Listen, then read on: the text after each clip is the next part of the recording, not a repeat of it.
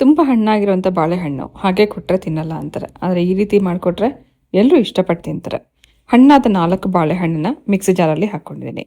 ಇದಕ್ಕೆ ಅರ್ಧ ಸ್ಪೂನಷ್ಟು ಅಡುಗೆ ಸೋಡಾ, ಅರ್ಧ ಸ್ಪೂನಷ್ಟು ಉಪ್ಪು, 4 ಸ್ಪೂನಷ್ಟು ಮೊಸರು, 4 ಸ್ಪೂನಷ್ಟು ಎಣ್ಣೆ, 4 ಸ್ಪೂನಷ್ಟು ಸಕ್ಕರೆ ಇದಿಷ್ಟನ್ನು ಹಾಕಿ ಗ್ರೈಂಡ್ ಮಾಡ್ಕೊಳ್ಳೋಣ.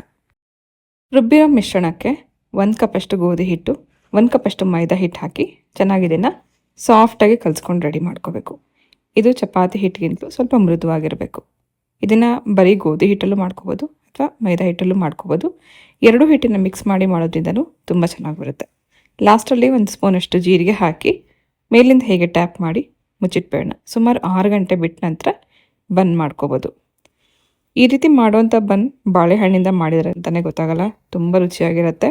ಯಾರೆಲ್ಲ ಮಕ್ಕಳು ಬಾಳೆಹಣ್ಣು ಇಷ್ಟಪಡಲ್ಲ ಅಂಥವ್ರಿಗೆ ಈ ಥರ ಮಾಡಿಕೊಟ್ರೆ ಖಂಡಿತ ಇಷ್ಟಪಟ್ಟು ತಿಂತಾರೆ. 6 ಗಂಟೆ ನಂತರ ನಾನು ಬನ್ಸ್ ಮಾಡ್ತಾಯಿದ್ದೀನಿ. ಲಟ್ಸುವಾಗ ಸ್ವಲ್ಪ ಮಂದಕ್ಕೆ ಲಟ್ಸ್ಕೋಬೇಕು. ಎಲ್ಲ ಒಟ್ಟಿಗೆ ಲಟ್ಸಿ ಇಟ್ಕೊಂಡು ನಂತರ ಹದವಾಗಿ ಎಣ್ಣೆ ಕಾಯಿಸಿ ಎಣ್ಣೆಯಲ್ಲಿ ಇದನ್ನು ಕರಿತಾ ಹೋಗ್ಬೋದು. ಚೆನ್ನಾಗಿ ಹೊಂಬಣ್ಣ ಬಂದರೆ ಇದಾಗಿದೆ. ಪ್ರತಿಯೊಂದು ಬನ್ಸ್ ಉಬ್ಬಿ ಬರಬೇಕಂದ್ರೆ ಇದನ್ನು ಸ್ವಲ್ಪ ಮಂದಕ್ಕೆ ಲಟ್ಸ್ಕೊಂಡು ಎಣ್ಣೆಯಲ್ಲಿ ಕರಿಬೇಕು. ಸಂಜೆ ಹೊತ್ತು ಸ್ನ್ಯಾಕ್ಸ್ ಥರ ನೀವು ಇದನ್ನು ಸರ್ವ್ ಮಾಡ್ಬೋದು. ಬನ್ಸ್ ಹಾಗೆ ಕಾಯಿ ಚಟ್ನಿ ಮತ್ತು ಟೀ ಕಾಂಬಿನೇಷನ್ ಸಖತ್ತಾಗಿರುತ್ತೆ. ಖಂಡಿತ ನೀವು ಇದನ್ನು ಟ್ರೈ ಮಾಡಿ. ಹಾಗೆ ನನ್ನ ಪೇಜ್ನ ಫಾಲೋ ಮಾಡಿ.